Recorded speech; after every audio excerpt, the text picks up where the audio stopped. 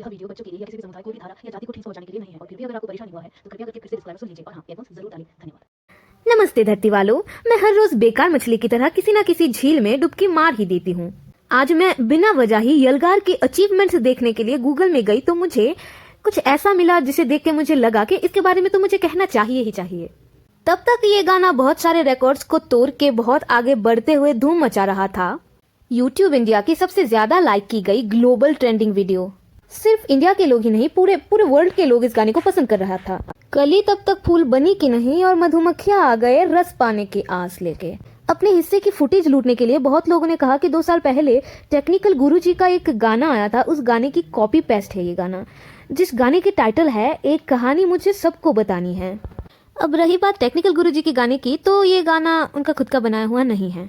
उनकी किसी सब्सक्राइबर या किसी फैन ने उनको कंपोज करके दिया था ये गाना, जिस गाने को उन्होंने फैन फेस्ट में भी गाया था और फैन फेस्ट के बाद इस गाने को उन्होंने अपने ऑफिशियल व्लॉग चैनल में रिलीज किया था या फिर पोस्ट किया था।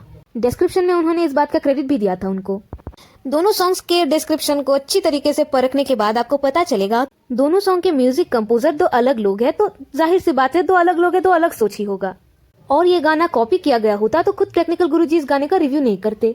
तो यलगार कैसा लगा आप सब जानते हैं, हम सबको एक जैसा ही लगा है। कुछ लोगों को छोड़ के जिनका मतलब सफाया सा हो गया है तो भैया वो थोड़े से आपको डिसलाइक्स तो खैर अभी दिख ही रहे हैं, लेकिन यलगार का सीन ऐसा था, मतलब एक तो होता है ना कि मतलब आप जो है वो पिस्टल से फायर करते हो, फिर आप उधर थोड़ा सा बड़ी राइफल लेके आते हो। ये ऐसा होता है कि आपने एक एटम बॉम्ब गिरा दिया तो मतलब बस वो एक चीज काफी है। तो बड़ा मतलब स्ट्रॉन्ग और काफी अच्छा सॉन्ग है यार, और ऐसे में all the very best carry को आगे वाले और वीडियोस वगैरह के लिए। और रही बात कॉपी की, तो मैं कहूंगी कि कॉपी करना और इंस्पायर्ड होकर बनाने में थोड़ा सा फर्क है और अपने आप से उस बात को समझ लेना चाहिए, वही बेहतर होगा।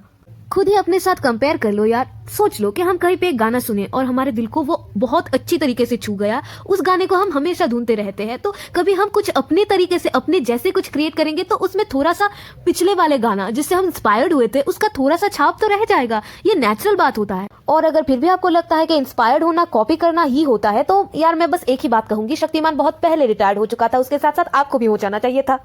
और बाय द वे, अगर एक लाइन मैच होने पे आप उसी सॉन्ग को कॉपी पेस्ट कह देते हो तो बॉलीवुड के जितने सारे सॉन्ग्स हैं ना, सभी आपके लिए कॉपी पेस्ट ही होगा।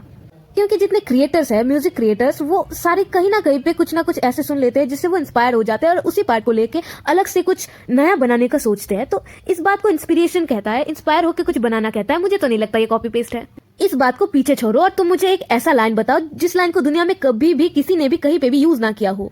दुनिया एक हिसाब से चलता है मेरे भाई, जिस हिसाब से बाहर शायद खुद भगवान भी नहीं है, और तुम हम कहाँ से होंगे। और फिर आते हैं द कंट्रोवर्सी का माई बाप, बिना बालों वाला बालमैन कुणाल कमरा।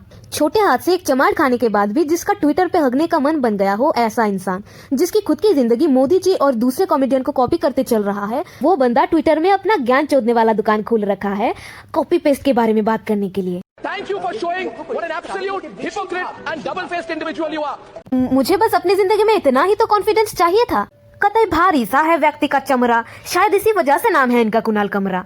फिर एक दूसरे व्यक्ति का नाम सामने आता है जिसका नाम है बाबू हबी। बहुत ही मशहूर म्यूजिक कंपोजर है ये तुम्हारे हिसाब से, अगर इनको तुम पहचानते हो तो।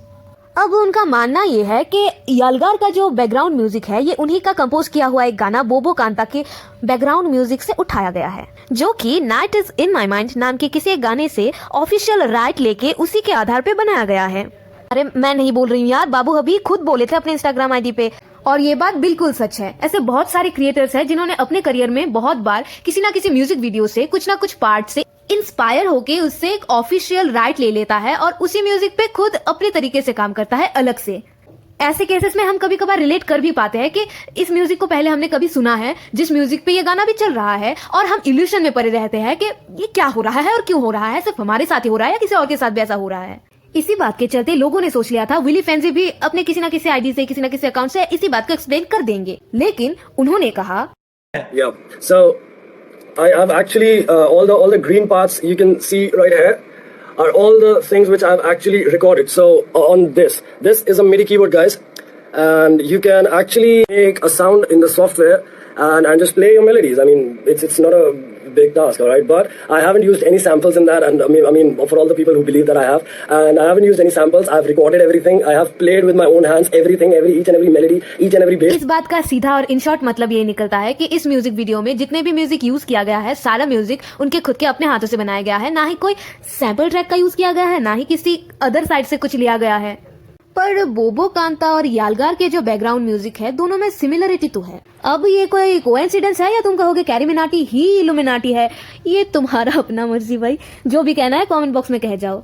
और बाकी वीडियो अच्छा लगे तो लाइक कर देना, दोस्तों के साथ शेयर कर देना और सब्सक्राइब करने के बाद बेल आइकन पे ऑल प्रेस कर देना। मिलते हैं अगले वीडियो के साथ, तब तक के लिए बाय बाय। क्या मैं भी इल्यूमिनाटी हूँ? शाबाश।